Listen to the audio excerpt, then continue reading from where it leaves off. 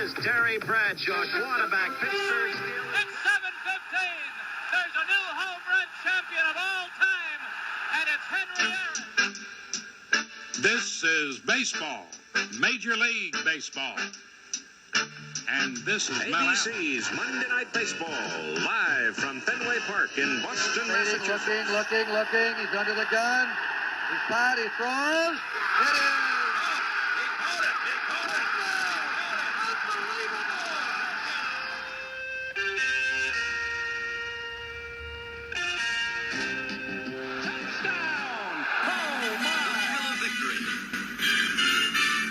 And the agony of defeat. Frazier! Down goes Frazier! Down goes Frazier!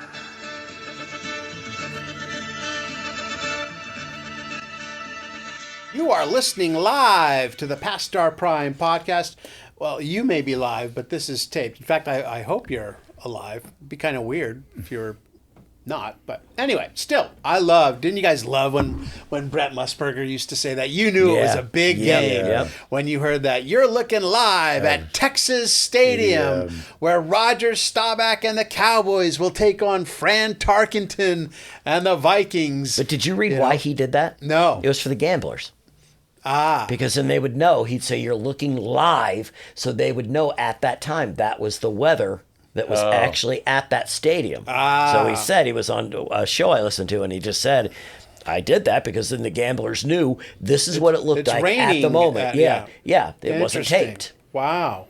I heard a story that Musburger didn't even need, he was a news anchor actually at Channel 2 for a while. He didn't need script even. He could just do everything. He could just do it. That's top how it. He would be Dave a great Lopez, guest. the reporter, He would be a too. great guest on our Andrew show. Siciliano, NFL Network. I heard the same thing. He'd show up at like Patriots training camp and be like, well, we want to talk about this, and this in this hour. And be like, oh, okay. And then he's like a savant. He's just amazing. So yeah, these certain people, they just...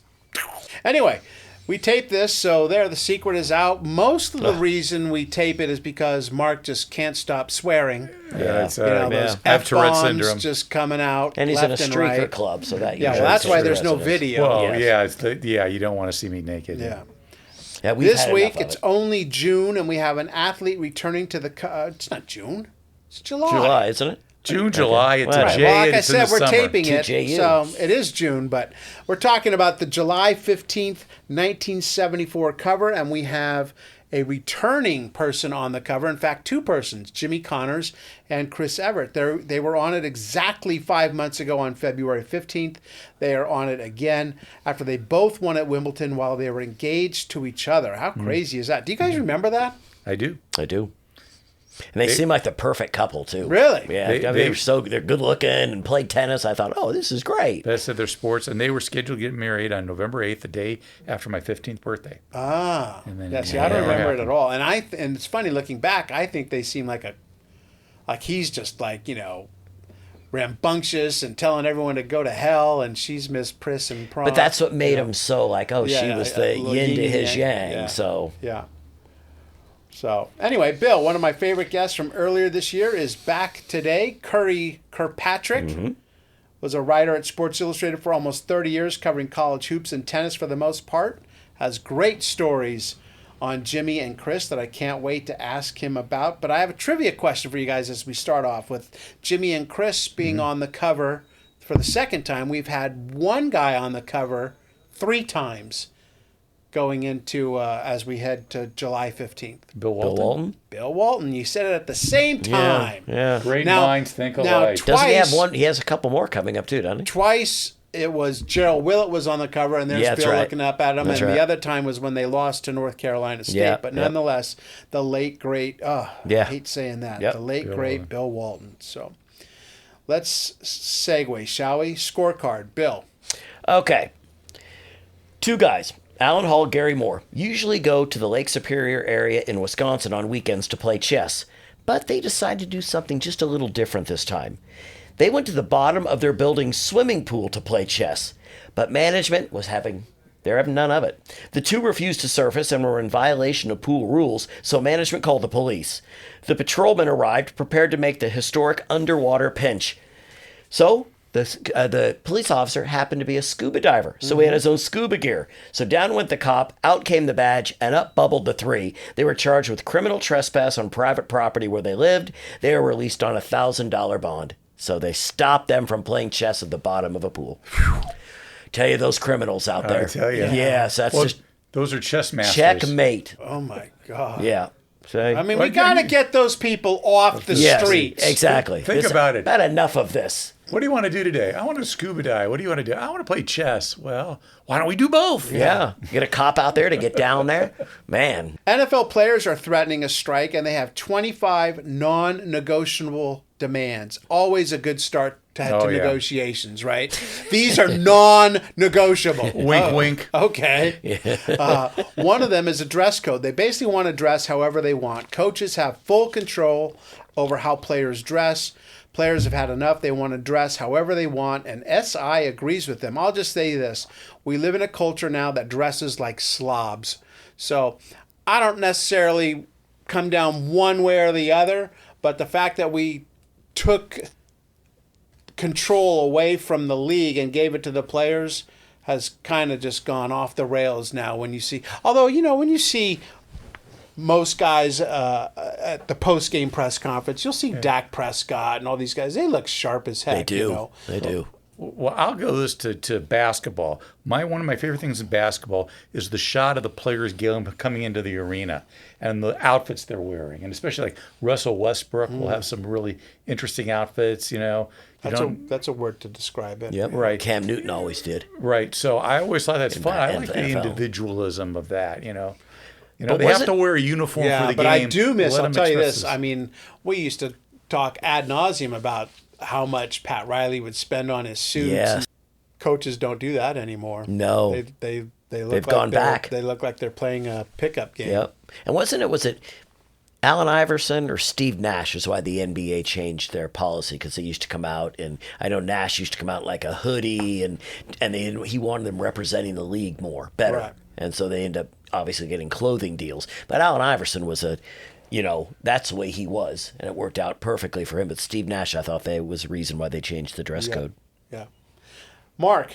So the every time the Houston Astros would hit a homer in the Dome, when the minute hands on the scoreboard is an even number, like 9:10, 8:40, whatever it is, it's beer on the house for the rest of the game. The giveaways are known as foamers, okay? Yes. Which I don't know. We're going to talk about 10-cent beer night, and we have, I don't know how good of an idea that is. But anyway, so on July 12th, they announced that it's foamer night.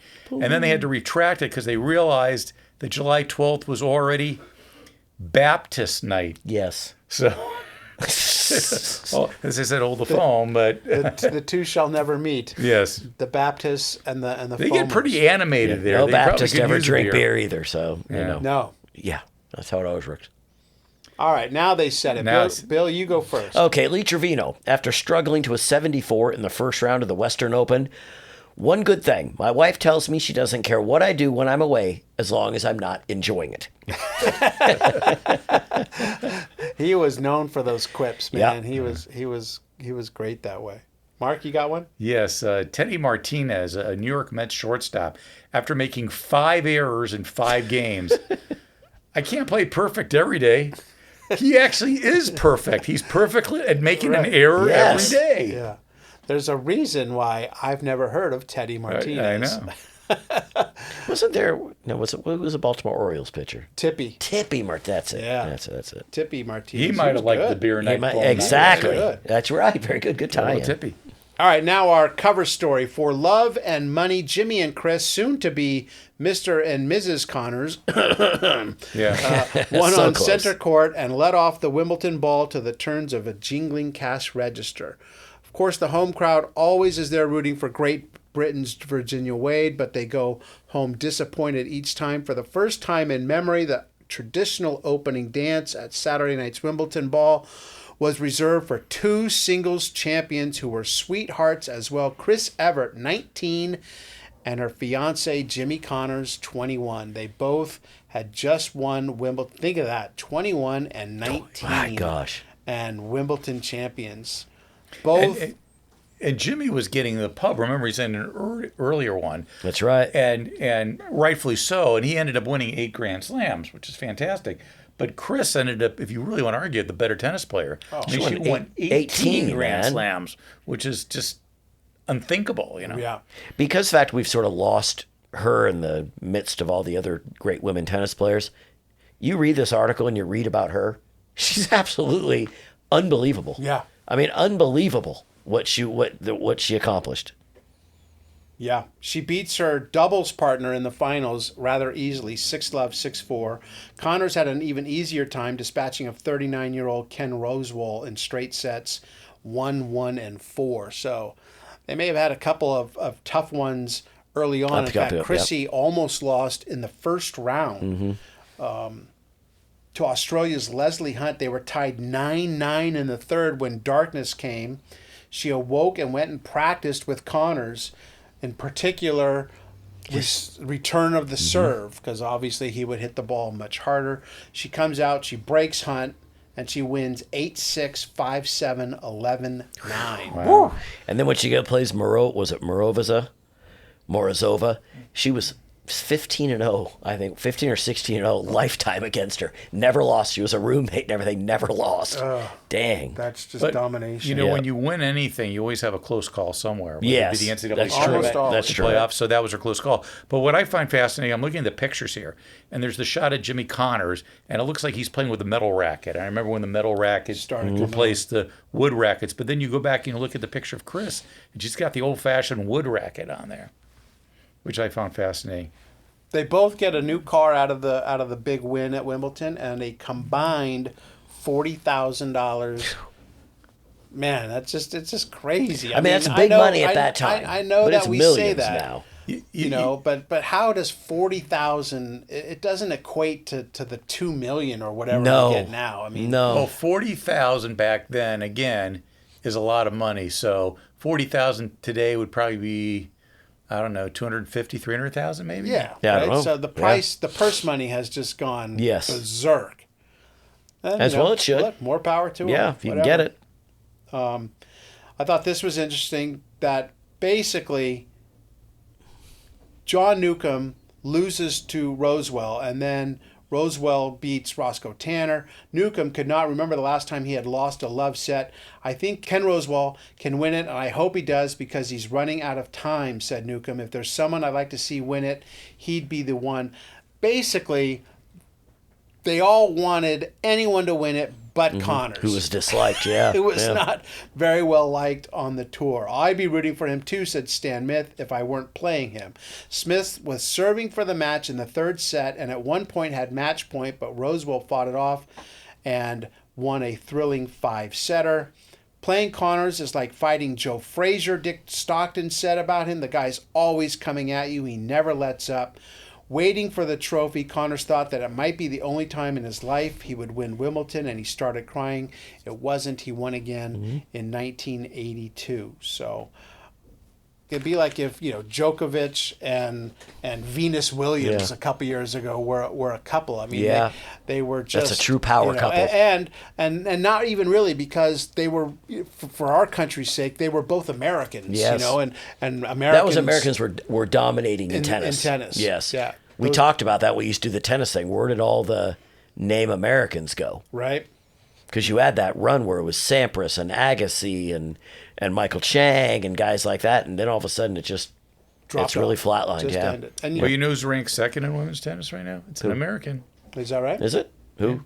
Coco Gauff. Oh, that's right. Yeah, that's right. Yeah.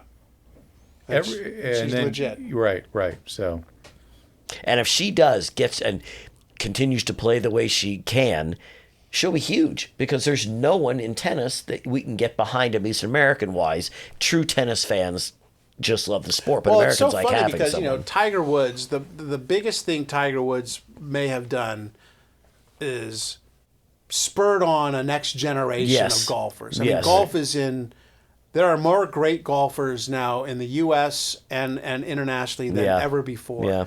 You would have thought that, like, the Williams sisters would have helped in the same way, but it just hasn't happened at this point. There are no certainly women's or men's for that matter. I mean, we used to go to the tennis tournament at UCLA, and every year we'd be like, which American guy might be the next? Yeah. And, Well, Coach Jack could Sock. be. There's Yeah, I remember him. yeah. Now, in 2022, our guest, Curry Kirkpatrick, was inducted into the National Sports Media Association Hall of Fame after a long and illustrious career at Sports Illustrated. And check this out. His presenters, the absolutely wonderful Leslie Visser, one of my all-time favorites, and Charles Barkley. And who did he go into the hall with? Someone we've mentioned many times on this show, Hubie Brown, Jackie McMullen, and the late Stuart Scott. Man, if you are who you hang out with, Curry, you're better than I thought you were. Well, it was a lot of fun. It was very flattering and really a great event. It's really neat that that thing is held in Winston-Salem, North Carolina every year, and everybody, all these great writers and broadcasters even from long ago show up, so it's really neat. And it must be nice to have people just recognize all, we were talking before you came on about all those nights that you spent in hotels and airplanes and then the life you led, away from family, all that work. At some point, people will go, hey, thank you. Job well done. Well, yeah, it's very neat. And the best thing about it was I was not the oldest one there. Because, well, actually, I was the oldest one, but Hubie Brown is older than me, way older than me. Yes, he is. He was not able to make it that day and night. It's like a 2-day deal. Mm-hmm. But I told the story in my acceptance that I first really got acquainted watching college basketball as a young kid in Niagara Falls, New York. So I watched Hubie Brown play college basketball at Niagara University. Not many people even know that he played college ball, and he was a very good player. He was obviously guard, and I've told Hubie that before, but I wished he had been there to hear me say that again. Yeah, wow, that's amazing. Wow, small world sometimes, right? So Curry wrote, he covered college basketball, as we've mentioned, and of course he was on the tennis beat for Sports Illustrated for years and years and years. As it so happens, this particular article was not penned by Curry, but nonetheless, he knew both of the figures we're going to focus on, and that's Jimmy Connors and Chris Evert, who both go to Wimbledon in July of 1974 and come home champions. Curry, I don't think we can get the magnitude of what it was like in 1974 to have the two number one tennis players in the world, Jimmy and Chrissy, both win Wimbledon while they were engaged. The British press must have been losing their mind. How did they handle this kind of attention? As I was losing my mind. I had come to know both of them, of course, separately, and I go back to, I'll tell you, two years earlier was Chris's first Wimbledon. I mean, I think she won in 74. She was probably 19. Mm-hmm. In 72, she was 17. It was her first Wimbledon, and it was my first Wimbledon, covering it. So that was kind of cool. And I remember as a 17-year-old, we're talking about Chris now. Yeah. She was already called by the British tabloids the Ice Princess. Because she was so cool and never had any emotion on the court. But I remember one of the first, it was the middle weekend, I guess. It was the 4th of July, which is Wimbledon is usually played around the 4th of July. And Chrissy came in, she won some match, she came in afterward, and she was so young and so kind of naive at the time. And somebody asked her about the 4th of July, and Chris Evert said, "Oh, do they celebrate that here?" I'll never forget that. Yeah. And Chris would be embarrassed to hear that. But so in 74 she comes back and they both win it, and they were very, very serious. I mean, it was they were going to get married. I think I told you this in February when we talked about Jimmy. They had gone to South Africa to look at the mines to actually get their diamonds for their rings. I mean, that's how serious this was. And I don't know if it was that year or the next year that they were actually planning a wedding around. It was going to be, but it was going to be in the spring. It was right before the French. They're going to get married. They planned. I mean, they had a date, and Gloria Connors, Jimmy's controlling mother, quashed that thing, and her line was, "Nobody wins a major on their honeymoon." And so, one of the great lines. And so Gloria was the character. So that was they. So they postponed it, and I'm not sure, but I'm not sure. Long after that is when they had the breakup. Yeah. But to get back to your question, I guess covering them while they're engaged at Wimbledon, I don't remember them. I don't remember them hanging out that much together. You know, going and coming from the. I think they were. Well, I know they were separate. They were separate. You know, living accommodations. I'm sure they were both in houses out at Wimbledon, but that's just to say I don't remember the press going. I mean, the British tabloids going crazy, running down the roads following their single car. You know, I don't think they were ever. I think they kept apart, coming and going. They mentioned in the article that Chrissy had a tough match in the 1st round. She's 9-9 in the 3rd with Australia's Leslie Hunt, and darkness came, forcing it to be resumed the next day.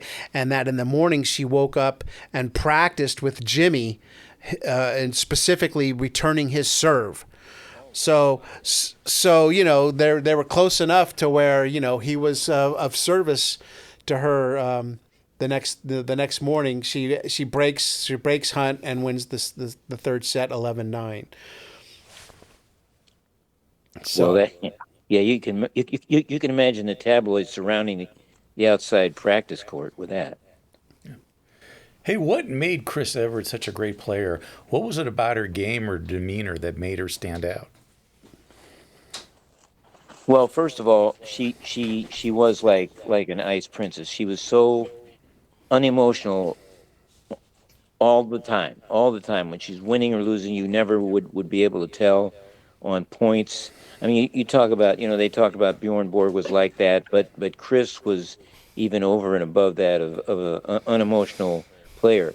And of course, she was so good on clay because she had such great ground stroke. She wasn't as powerful as some of the women, of course, obviously. And because Martina came along and became her great rival, and Martina had the great serve and played so much better on grass, but Chris played so much better on clay. And it was because she just kept in the point. She just made you hit the next ball, She would cover everything. She had a great two-handed backhand. Of course, that was her weapon. People ask her these days if she could play in this era with the power, even on the women's side. And I heard her say the other day on TV or somewhere that she didn't think she could, that she would be overwhelmed by Iga Swiatek and some of these big, and Swiatek isn't even close to the biggest hitter on the women's tour now, but some of these big hitters. Chris says she would be blown off the court. I disagree. I don't think on clay, I think on clay she would still be a primary contender in every clay court tournament she played. Yeah. I think that you can't be that dominant. I mean, you're going to tell me in 50 years Rafael Nadal couldn't play on clay? I don't think so. Going into Wimbledon, was one ahead of the other in terms of their career? Between Jimmy and Chris? Yeah. Well, I can't remember. Had either of them won some majors by that time? This is 70. This is 74, summer of 74. Yeah. So Jimmy, right? Jimmy had not been allowed to play the French, but I think he had won the Australian. Maybe it was Jimmy because remember that first cover, they have Chris inside. They don't even have her sharing the front. So maybe Jimmy was actually the poster boy initially. Yeah, that's right. And Jimmy had a great 75 also. Didn't he lose to Ash in the final that year? Yes. 75 the previous year. Yeah. Yeah. And I wasn't doing that either. Jimmy and Chris seem like such opposites. She's quiet and private and polite, and he's not really any of those things. Was it as odd a couple then as it seems to us now, looking back? Yeah, I think so. I really never interviewed them together. I was never with them together, seeing how they, acted, reacted. But I did separate stories, as you know, on both of them. And I think the breakup, I'm not sure what the breakup was all about, but they were very different personalities. I'm sure Gloria got in the middle of this at some point, because, she was the commanding figure in the Connors household and in his, in his coterie, the people he surrounded him with. Gloria, Jimmy went to Gloria for everything. She might as well been his manager and his coach all at the same time. And if Chris crossed her in some way, which I'm sure happened, that was going to be all for that relationship. I remember one Wimbledon that I did do later than that, and they were kind of on the breakups at the time, and Chris was playing an important match. It might have been even the semifinal, and Jimmy, as I say, they were either broken up or getting there, and Jimmy appeared in the royal box with a British actress named Susan George. Do you remember Susan George? I do remember Susan George. Yeah, she was a babe, and Jimmy was kind of dating her or doing, I don't know, but she and Jimmy came in the royal box while Chris was playing, and it was stunning. Everybody kind of saw it, and that's the only time I've ever seen Chris get upset. I think she lost the match, as a matter of fact, and she was very she was just crushed by this, and that's the kind of thing Jimmy Connors shouldn't have done. As again, I'm not sure. They must have been broken up at the time, but it was still, a Bush League move by Jimmy. If you look over, Obviously. when you look over Chris Everett's career, and now you hear about Venus Williams and Serena Williams and Steffi Graf, people like that, is Chris Evert now underrated in terms of, because all of a sudden things go in the future and people sort of forget about the past?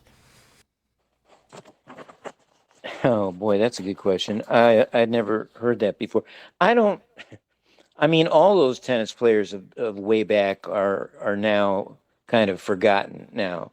Nobody remembers that Pete Sampras, even more recent than Chris, won whatever he won, 6 or 7 Wimbledons, and even way back, even nobody thinks Margaret Court was any good, and she has the all-time titles in majors. But then Chris came, and she was such a dominant player on clay. Again, I say that. But she won 3 Wimbledons. She won a ton of U.S. Opens. I can't remember. She won 7, count them, 7 French Opens. And I think she's recognized more. I want to be careful what I say here, but maybe more, recognized as a great player more in France and England than she is here. The French just love Chris Evert. Last year, they all come back for the second week and hang around, and they play the seniors. And when Chris couldn't do that anymore, she presented the trophy last year to Swiatek, and then this year, just last week, Martina was supposed to present the trophy to Swiatek, and Martina insisted that Chris come up with her, and they do it together, which was quite a scene. I don't know if you saw this, but the crowd went nuts when Martina and Chris together came to the podium, which is set up on the court. And what a moment! And they're such great friends now. They've become so close during their travails with cancer, both of them. But they weren't close when they played each other. I know we'll get into that, I guess. But she, underrated wise, she won the French 7 times. I think Martina won it just 3. But when she's, in the French crowd at Roland Garros, it's something special to see how they treat her and greet her. Why did Evert and Navratilova have these issues, and what were they? Why did they have issues? Yes, why were they Just competitors? Yeah, is just as competitors, or was there some personal?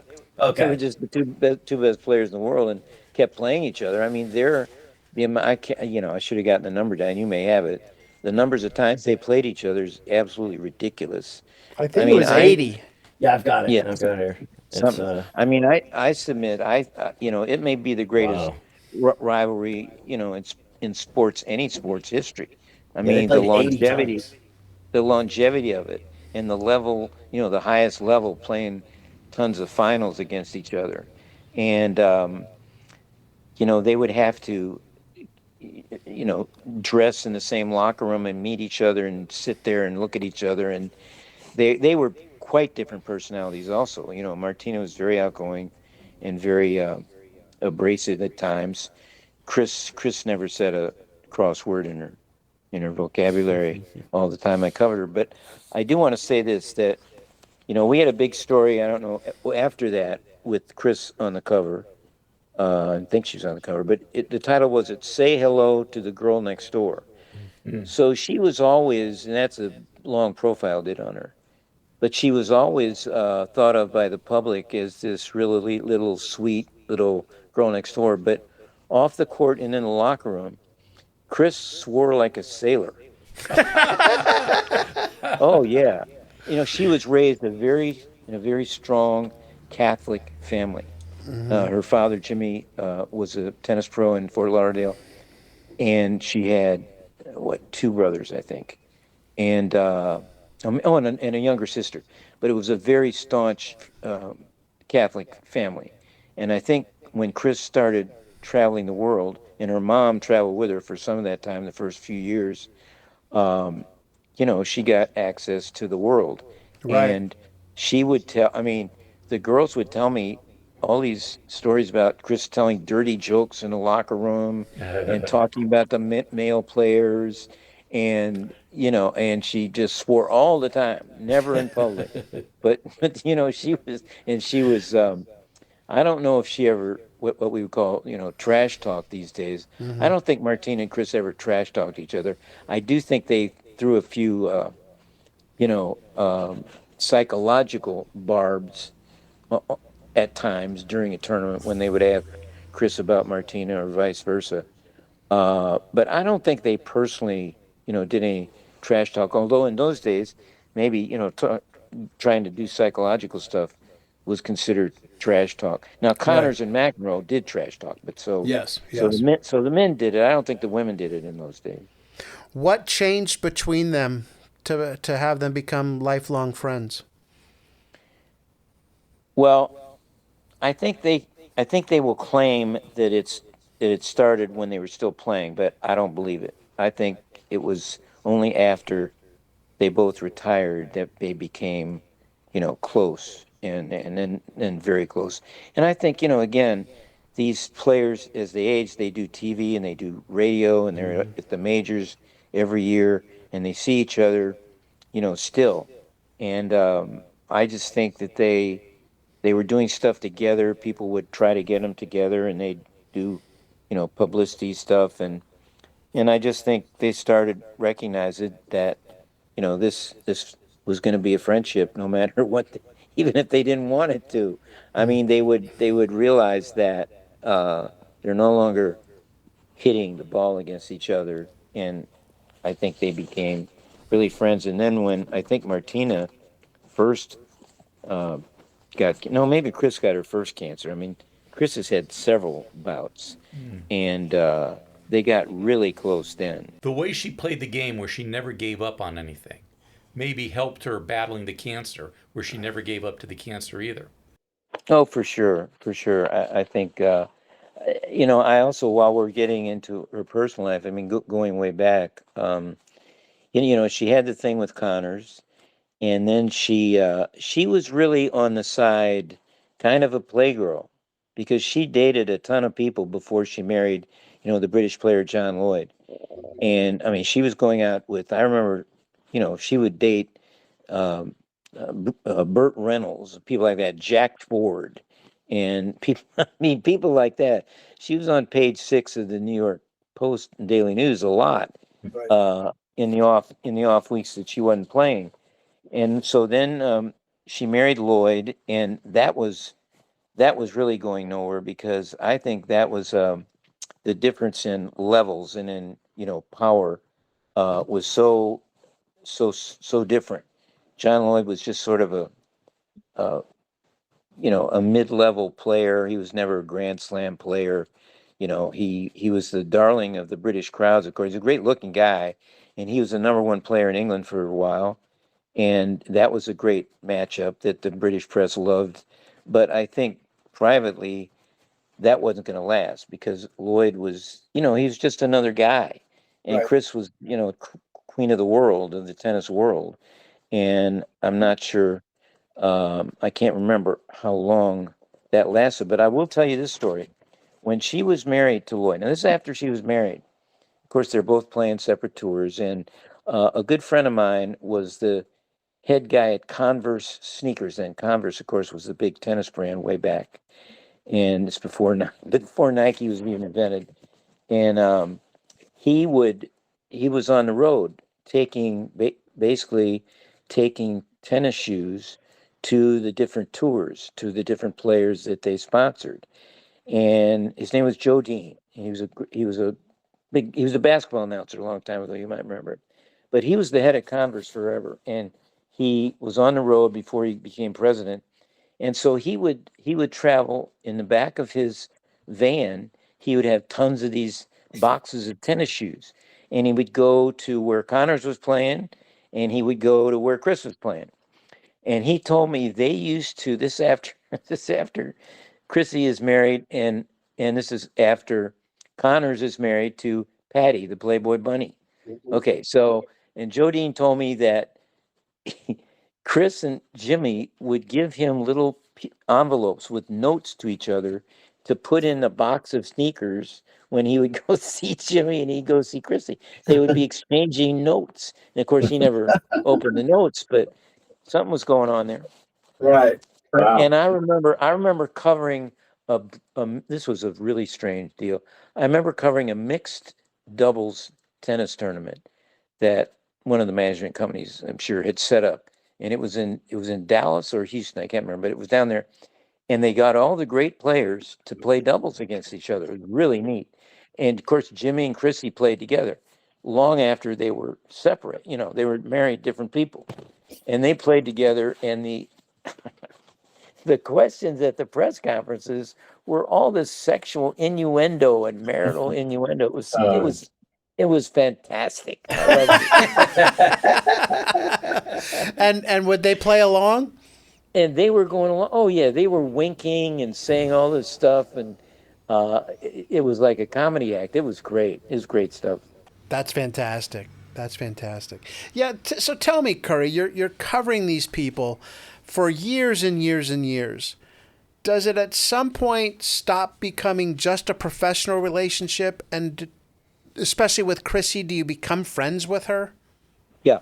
Well, in those days, you could get so close to the athletes, and being from Sports Illustrated, I wasn't under the misconception that I was the guy that they got close to doing these stories. It was the magazine.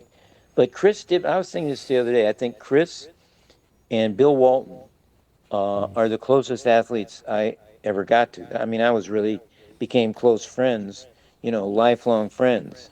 I mean, Bill's death was just a crusher to me because he and I had been texting the last year. It's close to the last year. And Chrissy and I, the same thing. Yeah, she did become a friend. She came one time. I live in Hilton Head, South Carolina, and one of the women's big tournaments used to be here from Family Circle magazine.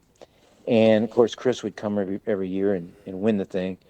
And yeah, I became very close. I asked her if she would speak to my daughter's class at school, in prep school. My daughter was maybe in, I don't know, maybe 8, 9 years old.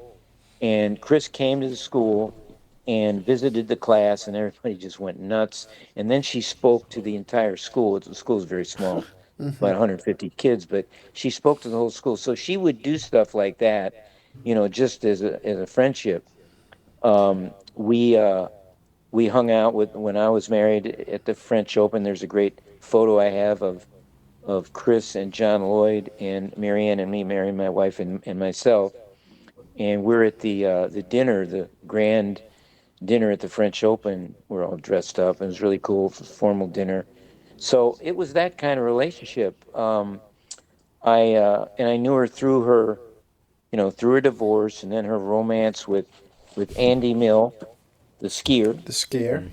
Was a great skier at his time, and then became a skiing coach and a skiing broadcaster. And I became friends with him as well from being married to Chris. And when the magazine had me do the Winter Olympics a couple of times, and I would go to Andy because I knew nothing, of course, about skiing. And, as you know, you go to your go-to guys to get information on the sport. And Andy Mill was so nice to me, told me, who to go to, who to get good stuff from, and who not to. And he gave me technical aspects of skiing that I would never know. So I could, so I could go to these skiers and ask them questions. I didn't sound like a fool. Right. But he was that kind of guy. I got to tell you, he is probably Andy Mill was probably the best looking man I've ever seen. Well, you haven't seen Mark. Yeah, you haven't seen him. Yeah, Mark's a sexy guy. Stories, but this is true stories. And Mary Carrillo, the tennis reporter who's still doing NBC, she was in Chris's age group then, and she would tell me stories about Andy Mill and how the girls just went absolutely nuts. She said that Andy Mill only John Kennedy Jr. could she had a top 10 lookers. He said Andy Mill was second only to John Kennedy Jr. Oh, wow. He's the type of guy. I remember he's the type of guy. He would come into a room, and you would be mad. You'd be angry because he was so good looking. And the problem was he was also the nicest guy in the world. So you couldn't get mad at him for being a looker. I remember there was a Virginia Slims dinner one time at Wimbledon, and I was sitting around with the women, and I was sitting at Chris' table, and Mill came in this big ballroom, and Andy Mill came in the door at the side, and like the whole dinner of all these tables stopped. No sound, and just watched him walk over to see Chris. And the girls at the table they were like gasping. That's how good looking this guy was. So, this is a great story. I want to tell you this. So there's this romance going on. Everybody knew they were going to get married. And it was late in Chris's career now. She's starting to lose. And I started doing a story on her about, what's happening as she, it's late in her career. And she was losing to these nobodies like 2 and 3, and it was a joke. And so I asked, I talked to Chris about it, and blah blah blah, and she said, "Well, I'm getting the end. I don't know how long I'm going to do this." And I talked to the other girls, and they said, "Chris doesn't even want to be on the court. All she wants to do is go back to the hotel room with Andy Mill." It was like that's all she wants. So, she finally quit, got married, and that's who she has her 2 sons with, Andy Mill. And that lasted a while, and then Andy Mill got interested. They had a place in Colorado because, of course, he was a skier. But after their marriage, he got into fly fishing, and he became this terrific. I know nothing about fly fishing, but it's a real. I guess when you get into it, it just becomes your life. And he became just infatuated with this sport, and he became a great fly fisherman. Then he became a great coach and teacher of fly fishing. Well, the story goes, and I was talking to Chris off and on then, because she was still around, coming at the majors, and Annie would come, and this was after they had the 2 sons, and there was obviously, it didn't seem like, something was going on, and it turned out that Mill was just spending so much time in Colorado that he never came to Florida. I mean, it was almost like a double. They were life. away from each other. Yeah, they were away from each other so much, and Chris just got fed up with it because he was never around. He was doing, she was doing all the homemaking and raising the boys, and he was off fly fishing all over the world, and that's basically what broke up their marriage. So And then, of course, she went along and started dating a lot of guys and finally ended up with the Shark. Yeah.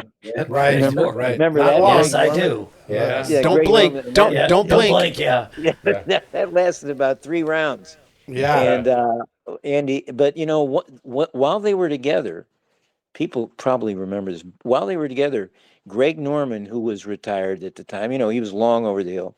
He came back and he almost won the British Open during that time that they were married. And he had this incredible British Open, and he almost won. He faltered to the end. But I remember a photo, and I wasn't hanging around with Chris at that time, but I remember, watching this, and you'd see Chris on the hills and wrapped up in this coat and under umbrellas, and it's raining like crazy. And I'm thinking to myself, this is not going to work.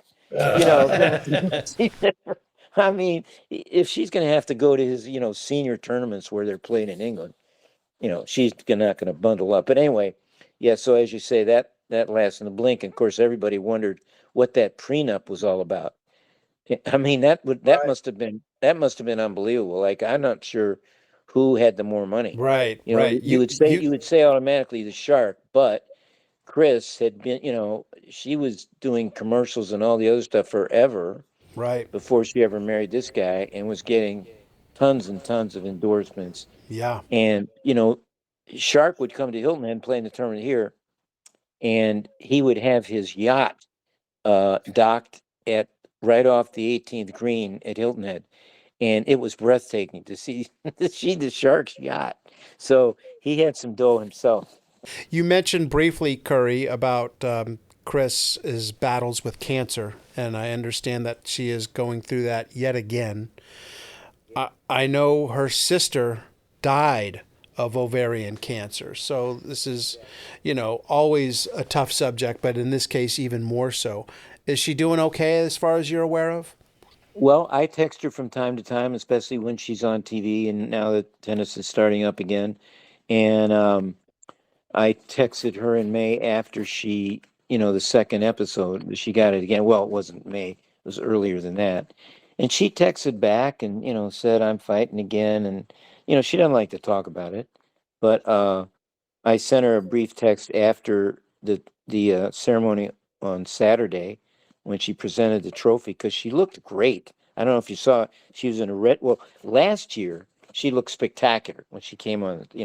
She looked like an actress. I mean, she's really hides this cancer, I think, unbelievably.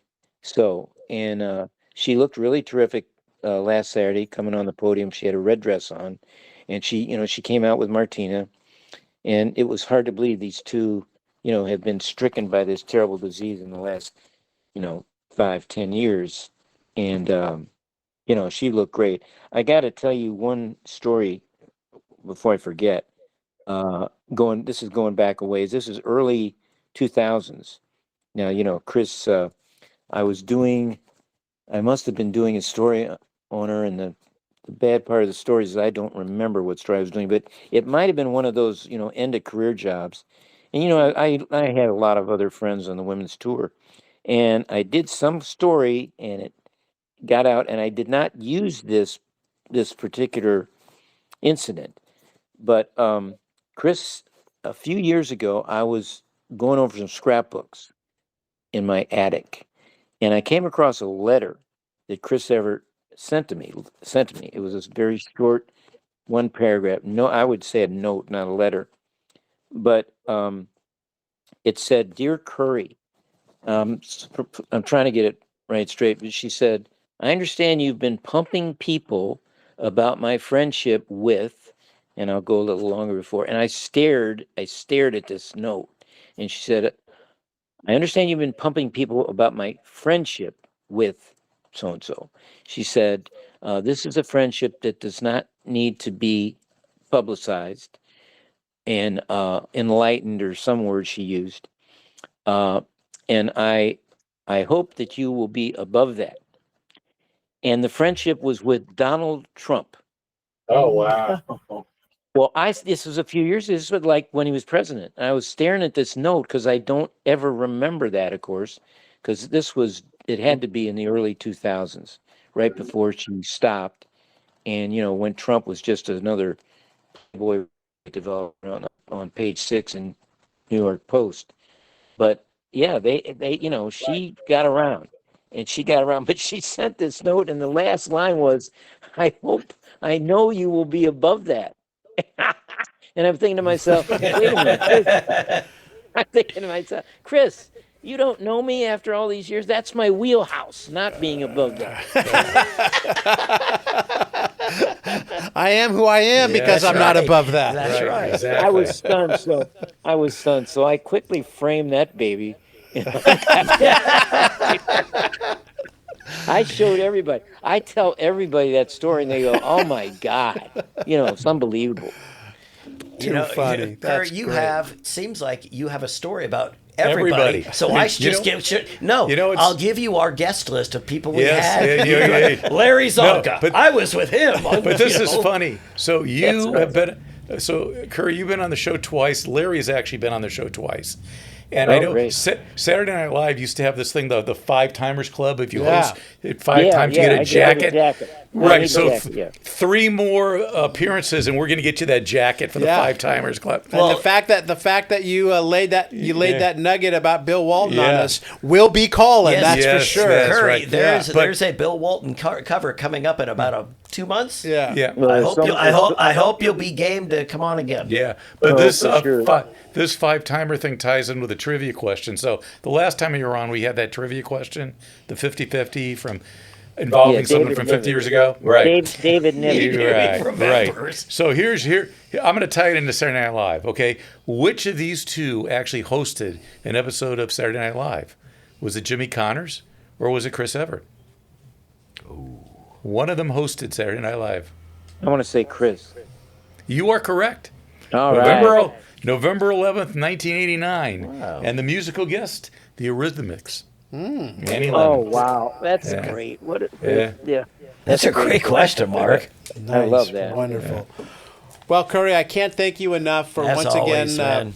just spending time. And we asked you a question, and then the three of us could just sit back That's all and, we did. and let you go, man, because it is a joy to hear you reminisce about the days gone by. Who knew that the girl next door Yes. was actually the sailor next door? Yeah. That's right. Oh my God. So Well, you guys, it's a real privilege to do this. Thank you. thank you. Be well. We'll be in touch. Thank you, Curry. Thank you. Curry, thank you. I just sit here stunned. He is beyond impressive. I mean, his recollection, his ability.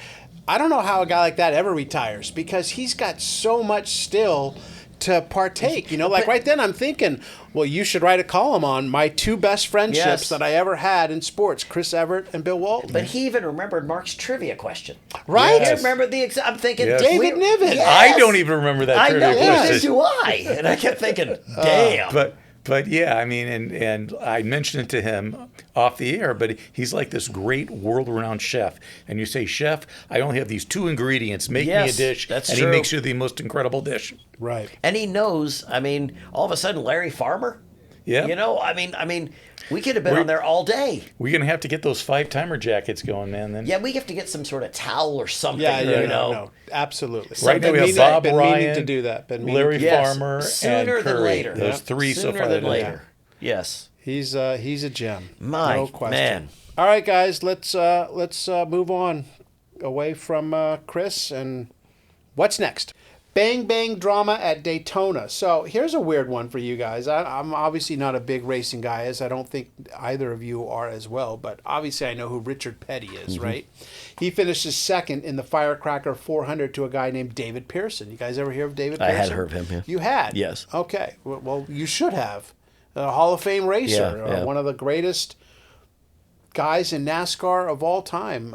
And so he wins the Firecracker 400. It's a July 4th tradition, and he wins it for the 3rd straight time. He's named one of the 75 greatest NASCAR racers in history. So, But it wasn't just the win. It was how he won. yeah, wasn't that crazy? He came. Did you watch the video at all? Yeah. He comes like he's in front of Petty, and then he basically puts on his brakes, and the guy goes by him, and all of a sudden the announcers are like, "What happened? Did he blow his engine? Is Pearson out of the race?"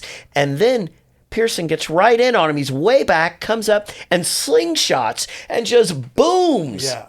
By Petty at the end to win. It was just an amazing. And they even said no one fools Richard Petty like that. Yeah. No one. And he got in the little suction spot, whatever it's called, and slingshot rode his right tail. past him. Yeah. But they also said that he must have known that he had the car. Yes. He had the yeah, car. because Petty said, he goes, I thought I had him, and he was way behind me, and then all of a sudden, he was going past me. He just had that. That was Pearson's day. Yeah. But from 72 to 78, Allison or Petty won 6 of those 7 firecracker races. Well, it's interesting. Wow. You know, the Daytona 500 gets all the pub in February. Yeah. But this is the second big race in Daytona. Yeah, it is.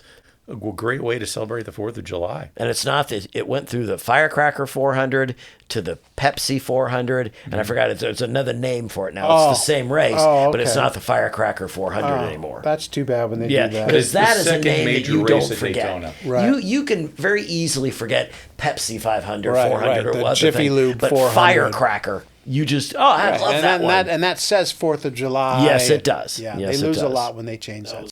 And a gutbuster to Gotham. What the heck is that all about, Mark? Speed racing, speedboat. You know, you have a speedboat and you think, let's go take it out for a spin, okay? That's fine. You know, where do you want to go? Like from here, let's take it to Catalina. Oh, that's pretty daunting. Yeah. Because there's some rough water going over there. Watch out for the sharks. No, this was, we're going to go from Miami Beach to New York. Speedboat. I'm like, what the hell? And it took him 23 hours. He had some issues, but my God, I mean, I'm just trying to figure out. You can't speed the whole time. I guess can't you imagine. can. I don't know. Or how do you No. do the gas? You have to I don't refuel. know. I don't know. Yeah. How So- does it? I mean, I just don't know why. Because it's the You thrill know? of speed. I guess. Yeah, I guess Yeah. so. It's the need for speed. I would think that, 3-4 hours in, you're like, Well, yeah, that's going on that. Just saying that note. They said a man who thrives on one kind of masochism is not always suitable for another. Heavyweight champion Rocky Marciano, who was knocked down only twice in 49 fights, after hanging up his gloves, Marciano went on a boat in the Bahamas 500, the toughest race of the offshore circuit. In the first 200 miles, the cruel seas decked Marciano 20 times. At Nassau, the refueling point, Marciano announced, "I'm getting out of here," and there weren't enough natives in this island to stop me. Safely ashore, he confided to friends, "I have just been in 2 boat races, my first and my last." So, I mean, that's not, and for these guys that you're talking about doing it, Mark, that's a physical toll. Because you're boom, ba-boom, ba-boom, you're up and down. You've got to be people. strapped in. But yeah, you're strapped in close to one another, and it's just a small area of the boat that you're basically in. 23 hours. Yeah. yep, all right, good for them. Rising to the grand old occasion. As baseball warmed to the 4th, nowhere was the action more explosive than in a butte of a brawl between Boston and Baltimore.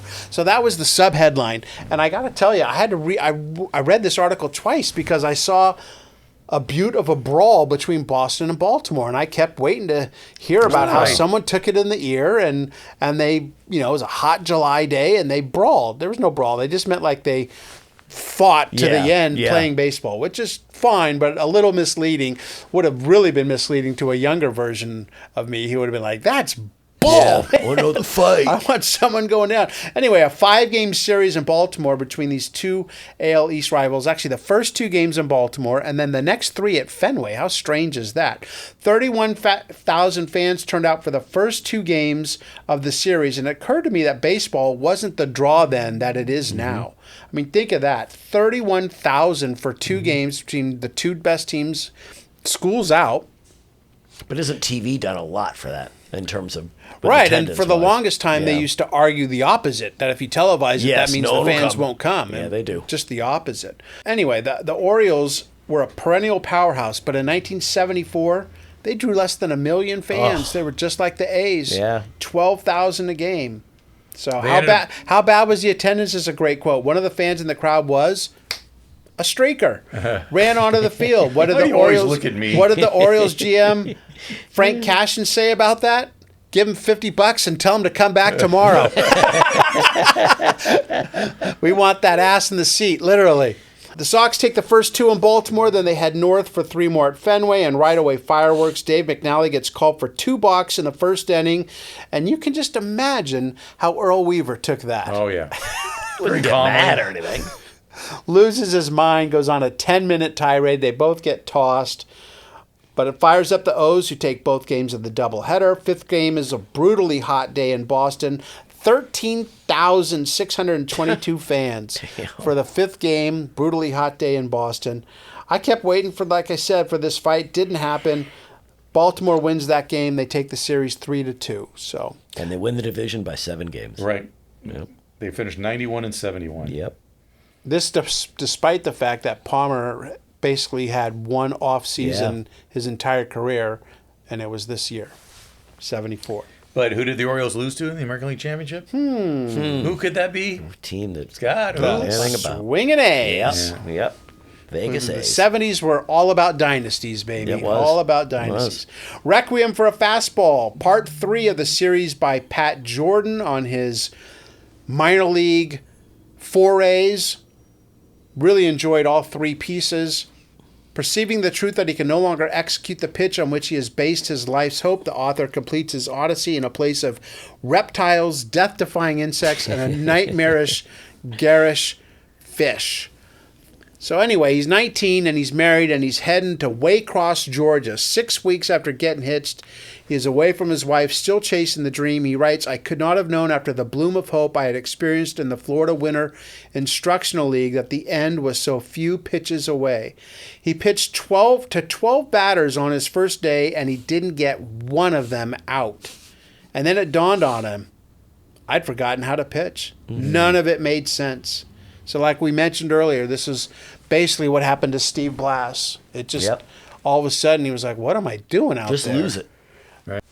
One of his pitches went over the home plate screen. I mean, we're talking Nuke LaLoosh from... And there were all the scouts were there too. The Braves top brass was there. Maybe he was the inspiration for Ron Shelton. Could have been. In the minor leagues at the time. Both writers. Yeah, that's true. His wife bore the brunt of many unhappy nights as his career was getting away from him. He gets sent to like one of the worst minor league teams in all of baseball, the Azaleas in Florida.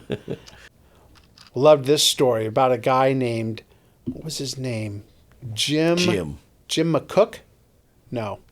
Is that the guy with the people? Yeah. The guy that got through the bottle? Oh, that's right. He wouldn't. Let's just call him Jim. That's right. Call him Jim. Yeah.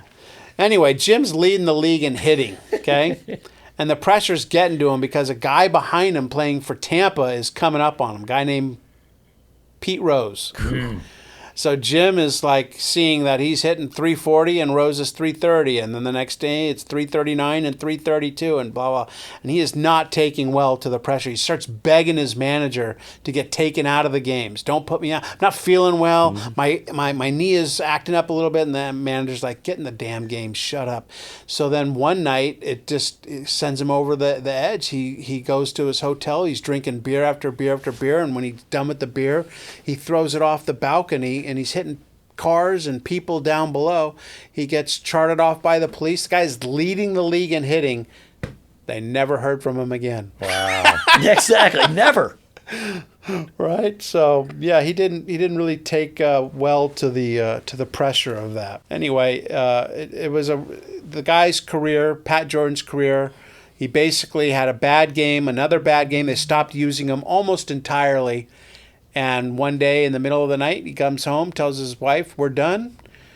And they were staying in an apartment that had all sorts of insects. You would turn the lights on and insects would just scatter all over the place. So he was like, enough of this nonsense. We are leaving Florida and heading home. So You talked about that. They had that, you said the bugs, the palmetto bugs, that they said they went out and got DDT. And so they caught one of the bugs. Got it in a bottle, sprayed like half the can in there. It went all misty, and the bug disappeared.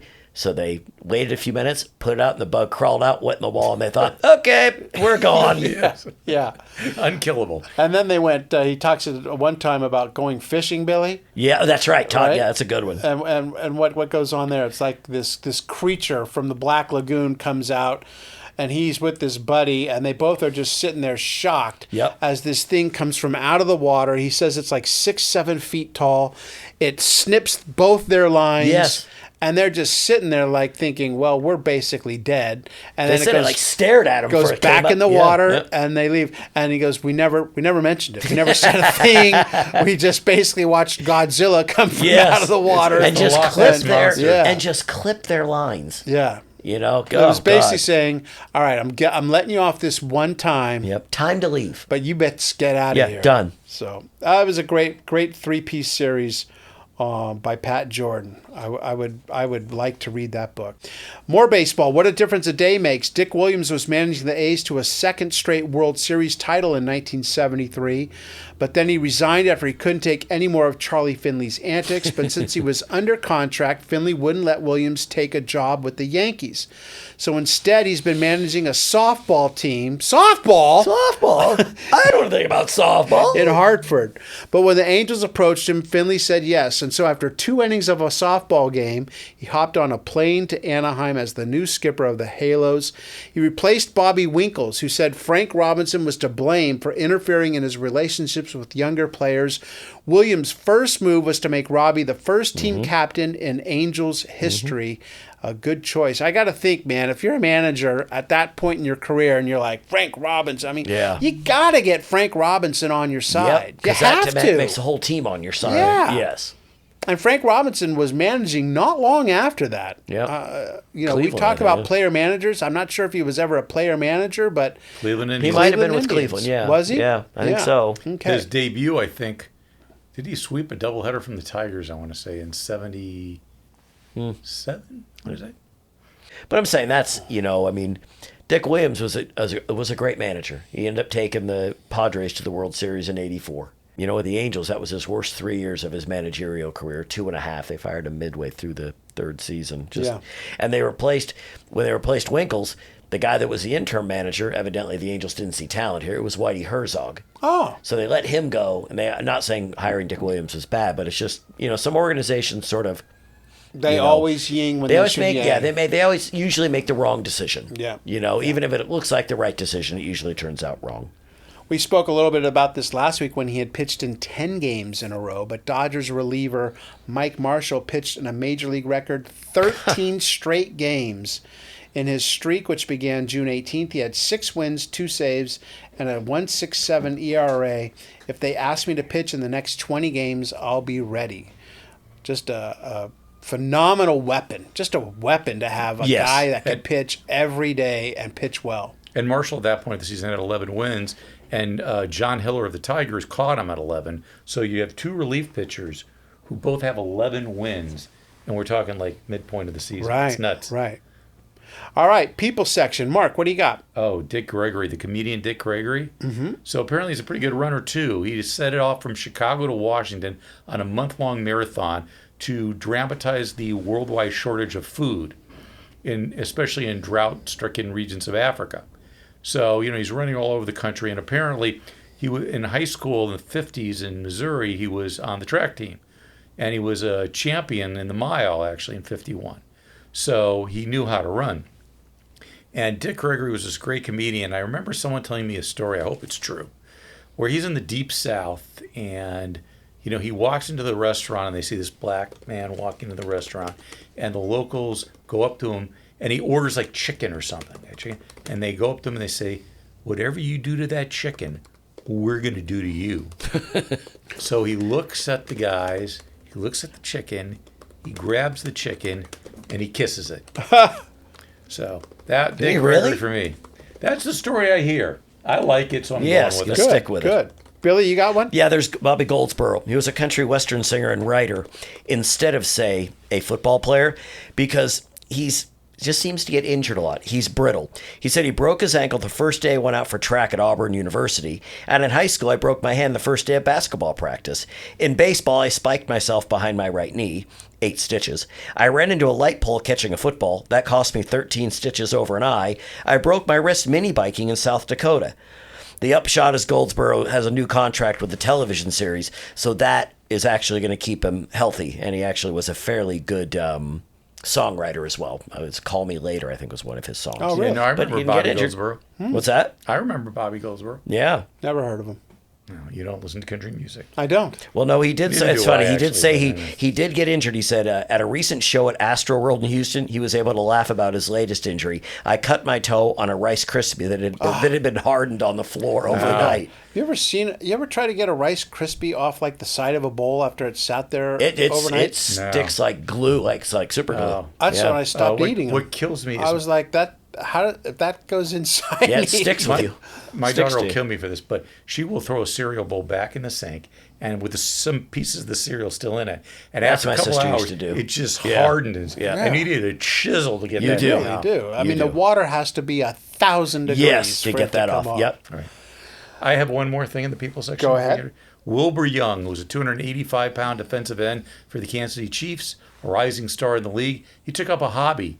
Not only does he make many of his own clothes, but he does it for his teammates too. He's a seamstress, not a seamstress, seamster. And I remember Rosie Greer, the very famous Rams defensive lineman. Yeah, that's right. Who's Yep. still with us, Fearsome Foursome, the original Fearsome Foursome, he would sew too. Yeah. So it's something that you're in this violent sport where I guess sewing is this cathartic thing you can do to just kind of relax. Meanwhile, I was like, my mom still uses a sewing machine. I'm like, do they even sell sewing machines? Well, your anymore? mom's awesome, so you leave her alone. All right. I won't go after her. I was planning on it, man. Yeah, My mom was a leave her pretty good alone, man. seamstress. She's the Yeah. best. Solidarity with solidity. Powerfully built players stripped to the waist under the blazing sun as the NFL players' strike began. As training camps were supposed to open. Right. And one thing when it comes to labor negotiations is to get the visuals down. But one of the things these players were getting money. They were getting paid for the first time ever. So they're showing up in really nice cars. And the owners were like saying, hey, look at how well off these guys are doing in these cars. And, labor negotiations are never fun. All of a sudden, an owner and a player that get along okay now hate each other. But Ed Garvey was the head of the NFL Players Union. The average salary in 1974 was $27,000. I don't know what it is now. It's in the millions, obviously. But one of the reasons was because of these players and Ed Garvey. Ed Garvey, remember we did that article on him. Right, One of the ones. right. He was amazing. Who threatened and they did strike. They had a couple of exhibition games that were canceled. The season went on. They didn't have a new collective bargaining agreement for almost 2 more years. Wow. They would to play without a CBA is unheard of. Would never now. happen nowadays. But they finally did, and I know it seems like a silly thing to say, but you have to remember that the argument now is between billionaires and millionaires, and the argument then was between millionaires and guys that had to get a job in the office. Thousandaires. Yeah, thousands. That's good point. And so we may have gone too far. The pendulum might have gone too far in one direction, but the players needed to get paid, and they did. I always like it that talking about the strike, if it was going to happen. Houston Oilers coach Sid Gilman opened his training camp to 103 rookies, even though the Oilers did not have a choice in last year's draft until the 4th round. This is fun, said Gilman. It's all relative. After 5 days, if we put the same numbers on these guys as our stars wear, you won't even know the difference. Yeah. Yeah.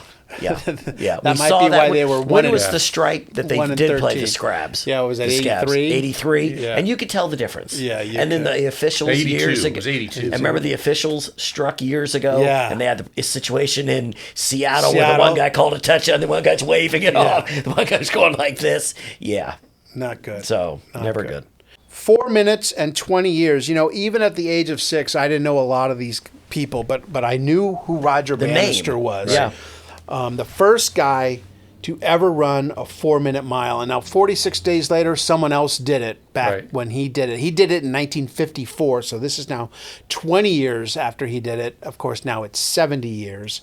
He did it on May 6, 1954 at Oxford. Once the results were in, Norris McWhirter, the track announcer, teased the crowd, drawing out every syllable because they knew he was close. He was running 4-minute miles in like 4:01, 4:02. Yeah. So Norris went, "Ladies and gentlemen, here is the result of event 9, the 1 mile. First, number 41, R.G. Bannister, Amateur Athletic Association, and formerly of Exeter and Merton Colleges, Oxford, with a time, which is a new meeting and track record, and which, subject to ratification, will be a new English native, British national, all comers, Get to the point. European, British Empire, and world record.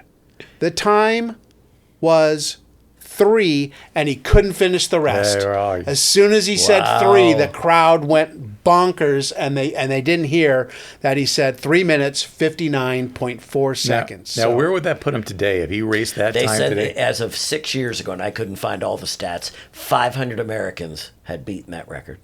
So if he's in a race with what, 12, 10, 12, how many people would be running in a mile? Yeah.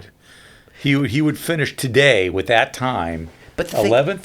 But I'm saying, if you looked at his stuff, let's see if I can find it. They said that it wasn't like he was training. He didn't have a coach. No, he didn't train. They said he had limitations. Training sometimes consisted of just running hard during lunch breaks and not necessarily fine-tuned workouts. He was just gifted to run. And I there's no other way to put it. Because normally you have to build up the stamina and even then to push a 4-minute mile. Yeah. I mean, can anyone You ever remember? seen that? You ever seen a guy run like No. that? They're sprinting like boom. The gun goes off and they are sprinting around the track. What I would call sprinting. Yes. They're not pacing. No. They are going. No, and my it is best impressive. miles was 6:52. And he was basically 3 minutes. He would have been sitting there with water in his hand. he would have and I'd lapped still you. be exactly. So I mean, You're at the half-mile mark and he's right behind you. Yes, and he retired at 25. He did one more miracle race against John Landy, who was his big competitor, and he beat him too. And then he ran one more race at 25 and retired. Yeah, he retired basically right after this. Exactly. Went to med school. He became a doctor. A neurosurgeon. Neuroscientist, yeah. He was knighted a year later in 1975. I think Sir even outranks doctor. But you're right. But what's really fascinating with all this is he was chairman of a sports council, and he helped with this study, in a sense, to help ban steroids. Yes. So, he was one of the proponents, and in fact, the IOC officially banned steroids on May 6th of 74. So, and he's like, before we were talking about steroids in a negative way, he's on the foreground. He was. Yeah. And he talks about the danger of it too, Right. He appealed to the tradition of amateurism, the idea of pursuing sport on one's own terms and keeping it in perspective. He ran until he was done running, and then he didn't want to do it anymore. Then went and became a doctor, and served him well. He was a doctor for like 50 years or something like that. Yeah. For his efforts, Bannister was the inaugural recipient of the Sports Illustrated Sports Person of the Year in 1954. He died March 3rd, 2018, at the age of 88 years old. Sir Roger Bannister, one of the biggest names in sports of the 20th century. And that name, even as a kid, I knew. I may not know exactly what he did, but that's another name that, like Pele, that just resonated in your head. Right, because they did what at the time seemed to be the impossible. Yes. And he had talked, he talked about, when he did some symposium, about sports facilities. He said squash courts, recreation rooms, swimming pools, Bannister predicts, will become a mandatory part of every new hotel, factory, flat, or office building. And in hotels, what do you have? Pools, exercise rooms. At the station in Seattle, they had a gym inside the station. Oh, did they really? Yeah, so I'm saying he's exactly right, because in that day, a lot of people didn't believe exercise was good. It didn't help you. He was trying to say, no, you don't have to be competitive. At this conference, right. You just have to, do something. Yeah, we basically are telling people what to eat. Yes. Don't drink, Don't whatever, babies, but we need to tell people to move. Yes. Yeah.